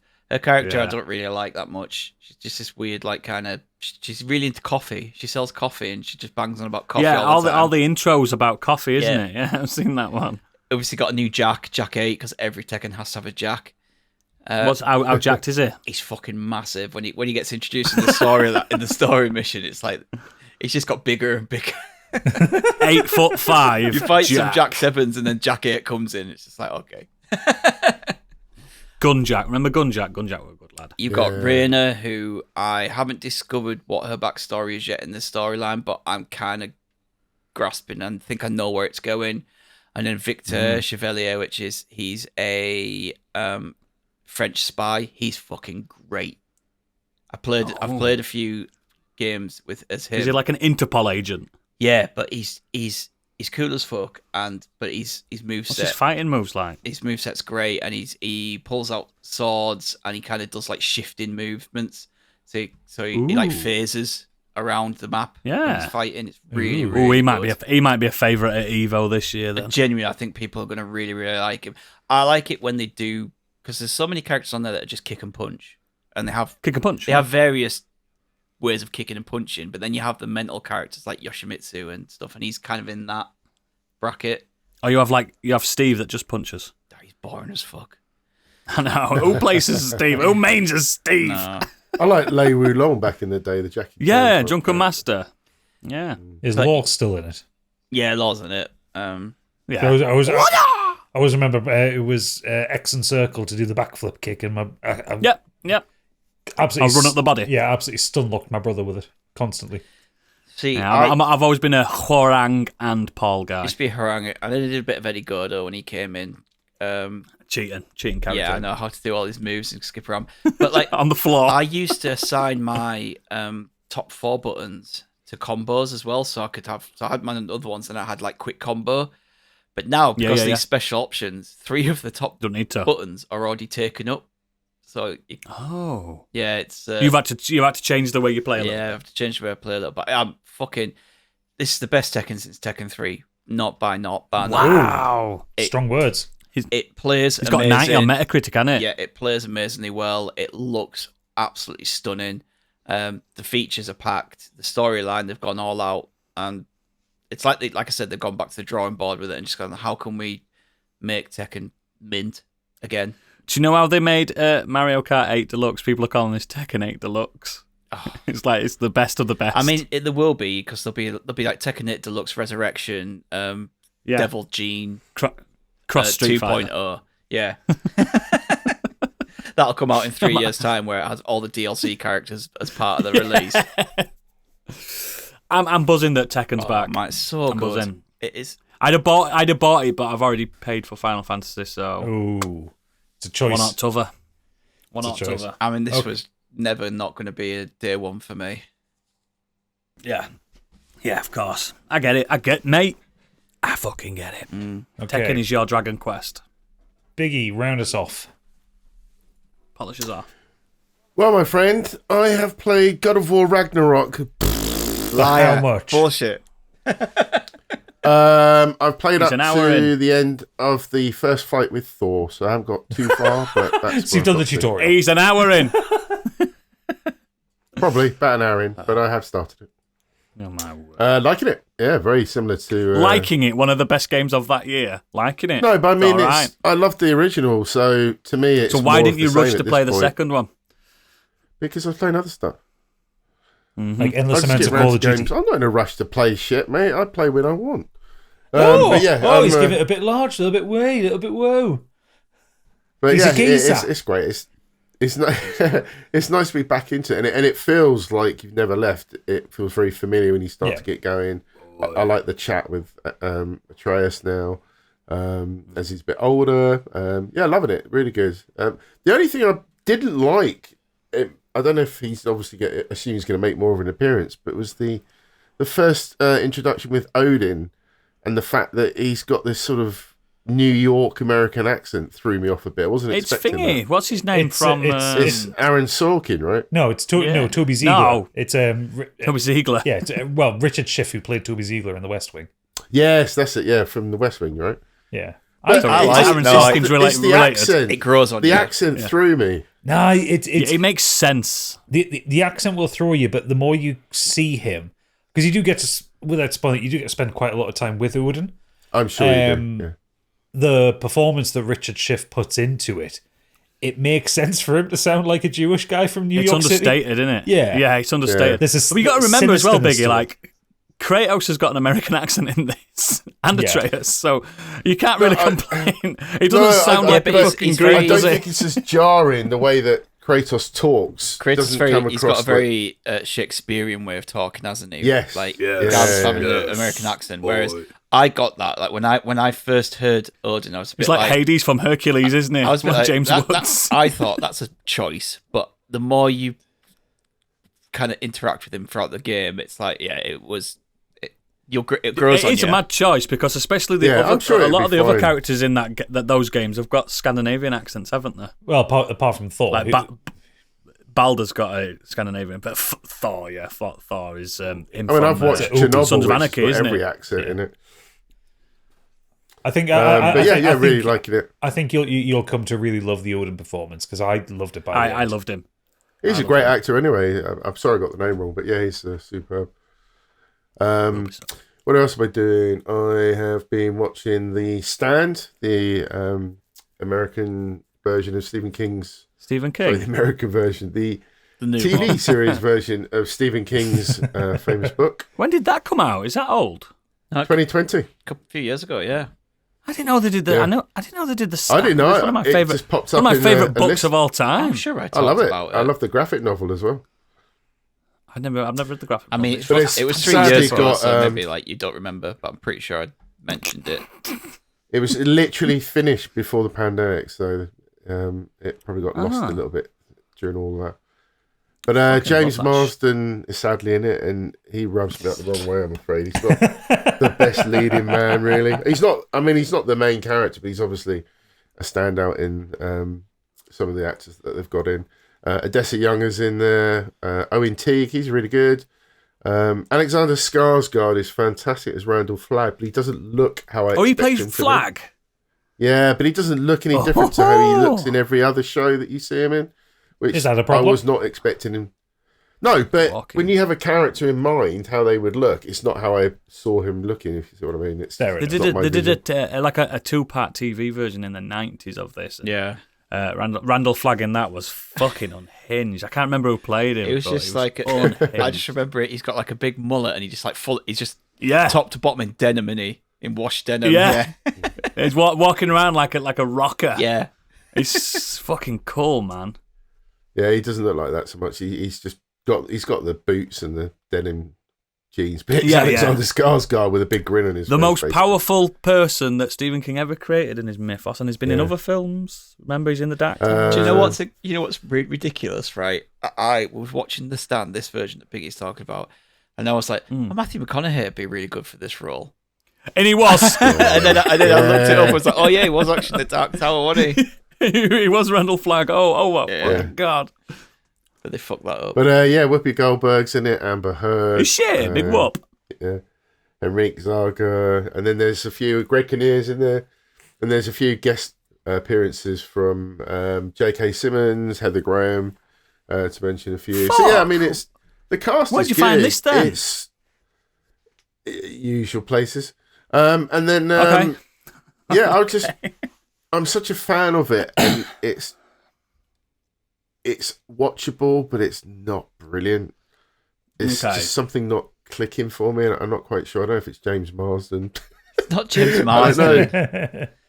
Can't be It's his fault. yeah, poor Cyclops. But yeah, it's not quite working for me. But I'm Died off enjoying screen. it for what it is. But apparently, it's only a 1-season thing. It's there's a chance it could have been a season 2, but apparently it might have been cancelled. I'm not quite sure. I think probably. No, it finishes. The whole story's done. In I'm going to say it's not. Oh, there it's a you go. big book, but it's a simple story to tell. He also Maybe they wrote. covered it There's all, also that's an fine. epilogue, which wasn't in the original book or TV series, like miniseries. So Stephen King's gone back and wrote, because he thought that himself didn't think that the book was finished right. So he's wrote an epilogue purposely for this show. So he wrote the final episode. wow. Okay, there you go. I'm going to have to watch this now. If people haven't read The Stand, get on it. It's a long one, though. It's a chunky Yeah, old there's book. great stuff some, in some the of the show Dark that Tower they'd books. like. The stuff I liked, but it's just something It's got, I think Ezra Miller is the trash man. No way. Oh, that'll have been before Ezra Miller went really off the fucking rails. Yeah. The trash can man is Ezra, Yeah. it's Ezra Miller. Yeah, so it's got a real star-studded cast. I didn't even has, know yeah. it existed. Oh, I did and I You forgot. could see the effort was in there. So, but yeah, I don't know. So it'd be interesting to see your thoughts if you do watch it. Yeah, I've never. But Sorry, Biggie. I was just saying I've never Go on. watched No, go. never read the book, but I remember kind of weirdly enjoying the miniseries. The miniseries is good. It is from good. the 90s. So I was kind of well up for this when they said they were going to do it. You should try the book, though, mate. I mean, you don't have to jump I've into read the Dark graphic Tower novel. just because It's really good as well. it's got similar characters. Well, some same characters. Dark Tower is a fantasy book, but The Stand itself is one of the greatest books of that generation, mate. It's insane and pure coke ridden, which is sometimes what you want in a book, isn't it? Well, the stuff about the weaponized influenza outbreak in this story is really done well in the show. In the show, it's done very well. It's really cool. Yeah. Great. In a really great book. sick way. I'm buzzing on that. yeah, You just discovered it for me. But the other thing I want to cheer up with is that I've been watching a really sweet comedy that you may or may not have covered. I'm not sure if anyone watched this or not, but it's the Detectorists. Oh, a lot of people talk about this one. Yeah, and I just needed something a bit more uplifting to watch. So, for those that don't know, it's a British comedy series. Came out in 2014. It's written and directed by Mackenzie Crook, he of The Office fame, Gareth. and stars alongside Toby Jones. It's basically set in a fictional small town of Danebury in North Essex. The plot revolves literally around the lives and loves of the metal detecting ambitions of the characters Andy and Fucking Lance. hell. And they're best friends. But do you know what? It's really sweet, funny comedy. It's not too dissimilar in a way to Ricky Gervais's Afterlife in the sense that there's a lot of humour in there. There's a bit of seriousness at times. But It's got then morals. It goes back to the humour again. But it's just, really funny, really sweet comedy. Brilliant writing. The acting is fantastic. And it's just nice, easy comedy to watch. And it's got some really good, funny bits in it. I love it. I think it's really good. Nearly finished the first season. I think there's 2, maybe 3 What's it on? to watch. What am I watching on Netflix? Ooh, that makes it a lot sweeter. I think it's BBC, isn't it? Yeah, it's a BBC show. It was originally on BBC, yeah. No one's perfect. But yeah, I think it's really good. Mackenzie Crook and Toby Jones are fantastic. Their characters were Both brilliant, great really people. good. Both Toby Yeah. Jones especially. I do love a bit of Toby Jones. He's a very good actor. He's Yeah, very fantastic. Not All so right. much in Jurassic Park, Dominion. Not Dominion. No. Fallen Kingdom. Fallen Kingdom. Not at all. Can't Is win it- them all, can you? Well, he has a rough ride in that Sherlock episode he was part of, but that was about the time when Sherlock started getting really, really shit. You mean when Sherlock got magic powers? Yeah. Magic brain Tell you powers. what, not to go on a tangent, but that final series, I think episode 1, where he predicts the future and how people react, and he's like, he turns up and he's there, and like, how did you do that? He goes, because I knew this is how you'd react, and I was like, fuck right off. Yeah. Oh, the shite. First season of Sherlock's great. First season Sherlock's great because that's when they were kind of sticking with the book. It was the Yeah, they did Baskervilles and stuff, didn't they? that fucking last episode they did where it was like with Sherlock's sister as well, and she's Yeah. I did like the one where they did like the Victorian one, yeah. Yeah. and it was like a special, but it was all like in his head to try and work something out. Christmas that special. was quite good, but Yeah, that final series where it was just there, like you said, you got That's woof. it's like you got magical But powers. we're not reviewing Sherlock tonight, No. guys. No, but What we are doing is moving on to the feedback. So I think I'm doing that, aren't you? Because you're having a night off, Oodles, aren't you? Completely. Completely. Abdicated responsibility. That's what he's all about these days. I prefer delegation. Abdication. Right, we'll start with King Hagrid. This week has been mainly EAFC and What We Do in the Shadows. I took my youngest to see Wish yesterday at the cinema. Pretty good film, but not quite as good as I was expecting for Disney's big 100 celebration film. Just about to go to our local community centre for a Lego show with lots of displays. I'm hoping it's as fun as it sounds. And then he updates us. The Lego show was fantastic. So many amazing creations from Jurassic Park to Star Wars to the Angel of the North and loads more. Imagine, though, if you went barefooted to this Lego show. You'd be dead. You just wouldn't You'd survive. be dead. You'd be dead. Lee Davies has come in. Lee Davies has come in. Oodles, this man is your people. He's always been my people. I've spent the last few weeks playing Peggle 2 on PS4, PS5. Because he knows one of the greatest games ever made. And finally got the platinum after dozens of hours. Has it? It's eluded me, that one.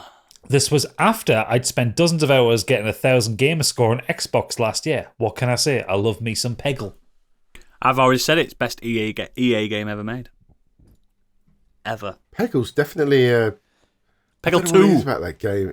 It's just enjoyable to play, isn't it? It's the best, one of the best puzzle games of all time, mate. It's just I don't so think good. I've ever played it. Tetris is. Sorry. You've never played it. The music when you pass a level's insane. You get Yeah. ode I to know, joy. I watched you stream it, but I've never played it. It's so fucking good. If you come in from a night out and put some Peggle on for lads, it's a game changer, mate. It's a game changer. Love Peggle. Peggle 2 is the ultimate Peggle. I need a Peggle 3 though. Need it. Speaking of Pegging fans, it's Planty. He said, "Hey, haven't you all done a lot? Good for you. Between playing barman at Rachel's sister's wedding after party, brackets, I was the hardest working person in their kitchen diner last night, and getting stuck in an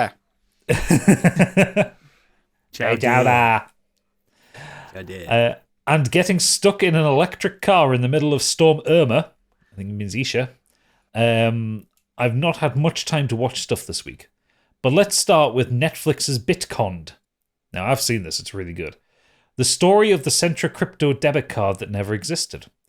Imagine that GameStop documentary with an even more unlikable, barely human, grifting arsehole protagonist. It's quite interesting, but if, like me, you hate The Wolf of Wall Street because there isn't a protagonist, you'll hate this. Hang on, how can you hate The Wolf of Wall Street? It's an amazing film. I think it's amazing. He just doesn't like Jordan Belfort, does he? he hates good shit. Likes No bad one- shit. No one likes Jordan Belfort. Rachel was away this weekend. That gave me the chance to finally catch up on the films she refuses to watch because they are, quote, too sad and will make me cry. Starting with The Sound of Metal. The tale of a drummer on the cusp of the big time inexplicably going deaf overnight. Love that film. Riz Ahmed is a national treasure and he's brilliant as the single-minded Reuben. The sound Did you like him in Venom? We'll skip it past that. The sound production is the true star of the show here, and yes, of course, I cried. Final thing I'm bringing to the show I'll start again. Final thing I'm bringing to show and tell is The Banshees of Inisherin. Oh, so good. Jesus fucking H. Christ on a cross. I love In Bruges, and I assume this will be another bittersweet story of an unlikely friendship. Nope! A stunningly bleak period piece with 3 of the top 5 Irish actors working today. I was taken in by Colin Farrell's likeable sad sack in Act 1, along with Barry Keoghan's blunt village idiot. But ultimately, what has made me want to put it back on for Rachel is its squirrel shit nutty grim third act. But only when she's gotten over the shock of me buying us a miniature donkey for Colin Robinson to ride on. I think that little monologue that Barry Keoghan has when he's trying to ask that woman to marry him. I think, it's like, if you were so kind, like, do you reckon you could marry someone like me? And she goes, no, probably not. I don't know. I like Banshees of Inisherin more than I like In Bruges. And I know I'm in the minority on that seen one. the- Different, Banshees. kind of totally different kind of Yeah, films. they are aren't totally different films, but Banshees were probably. I think when we did it, we talked about this. I think it was like my second favorite film that year. It's a great film. It's really good, but just In Bruges just doesn't miss the whole film. No, There's it doesn't nothing miss, There's nothing does in it? that film that misses. I want to give a quick shout out to Planty and John's pod for I listened to the American Pie So did I. episode today. And I listened to it that has the other probably day as one well. of the funniest facts that they've ever announced. Which one? It had me chuckling away when I was walking my dog. I don't know whether to ruin it or not, but it's No, pretty don't. fantastic. I did hear him say on this episode that they're thinking about doing Blade soon. Planty, come on, hit me up. Hit me up. Okay. Yeah. 170 odd facts to beat though. I think 174. Mate, I think I could get 250 facts on Blade. Got to get ones that people don't know though. Yeah, easy. Okay, so next up, Xenos. This week I've been playing yet more Mincecraft, spelling intentional. Mincecraft. Minecraft. Minecraft. We finally tracked down a nether fortress. Turns out there was one fairly close to our first portal, and we're just going in the wrong direction. And I've procured the materials to upgrade the spell books from our magic mod from amateur to competent, which has allowed me to turn my launch target into the sky spell into make target float away helplessly. It wears off after a few seconds, but by that point they're high enough up for the fall to kill them. Oh, and I can also shoot electrical sparks out of my hands, though I can't do full-blown lightning bolts yet. Maybe next week. There's spells on Minecraft and stuff. Apparently. Has he just completely dropped thing in our Baldur's Gate? Has he just dropped it? I think he's finished it. Oh, he'd never let me know. I think he's done multiple runs actually. Yeah, he's done 3 or 4 runs. I've done 3. We've also accidentally blundered into one of the most terrifying biomes in the game, the Deep Dark. It's a semi-living biome composed of a life form called the Skulk. And going in there is a bit like the film Annihilation. But it all looks like Minecraft still. That's the problem. Turns out it's under the mountain next to the one we live on. It's basically empty of monsters, but instead contains blocks that sense vibrations from you walking, interacting with objects, or otherwise moving around doing stuff, and blocks that react to those vibrations by letting out an unearthly screech. Why the screech? Well, that alerts the warden. What's a warden? Toughest enemy in the game. Doesn't drop anything. Strong enough to more or less instantly splatter you with melee attacks, and is capable of firing sonic blasts through blocks if it can't reach you directly. Fortunately, it's completely blind and operates on a combination of sound and smell.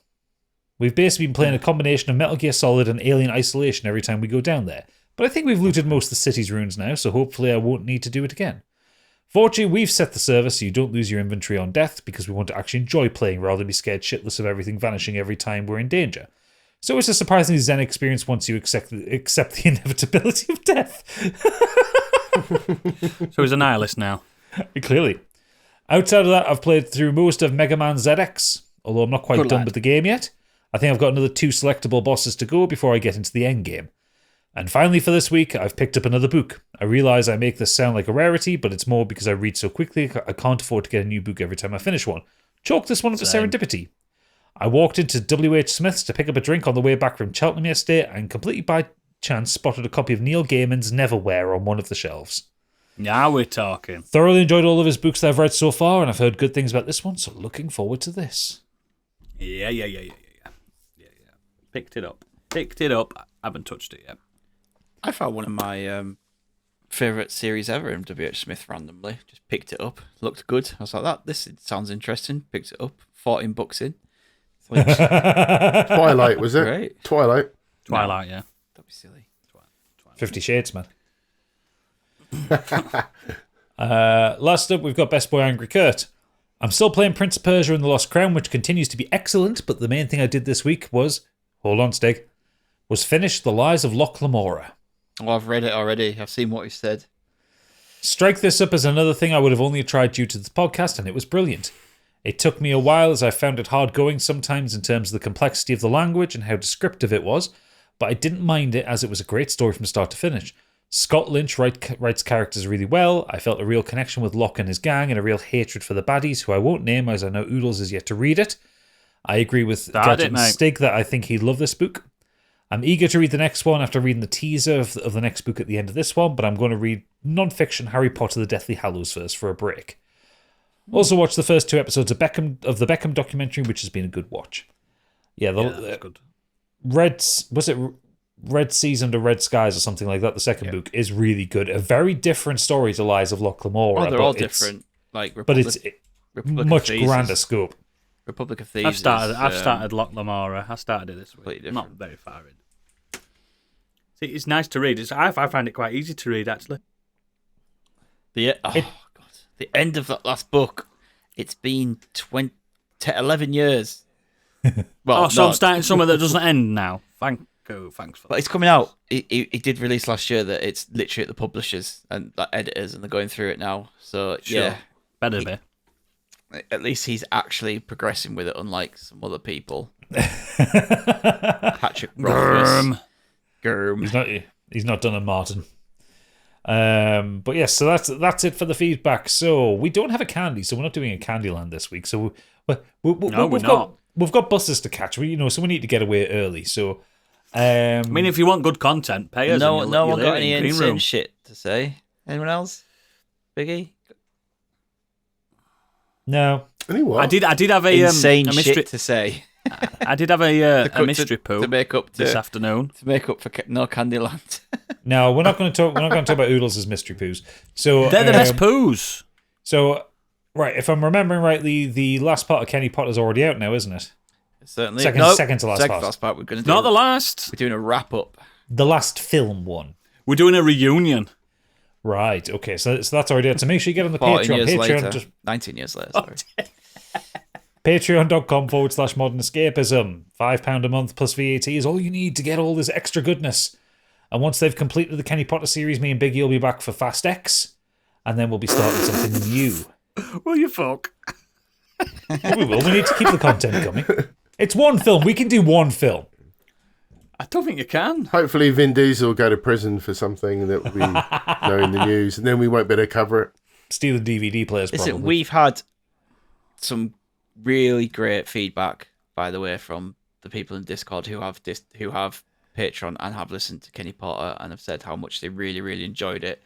So even if you are one of those people that want to wait until it's all out, subscribe for a month and listen to it all, please do. Because we don't care. Yeah, we don't care, but it's really for a $5, you're going to get 9 episodes on it, and it's really good. Like, we put a lot of effort and work into it. It wasn't just about watching the films. Like, it's one of the first shows we've done where we planned every segment of it from start to finish before we even started recording. I listened to all the books, made notes about them. We talked about the differences. The whole thing. Like, it's really, really good. So yeah, it's very different to this. Yes. Yeah. Really worth it, my opinion. And if you want to listen to something inferior, then listen to the Fast and Furious podcast that we did, where we just shit on movies that are shit. Yeah, they're not shit. They're not shit somehow.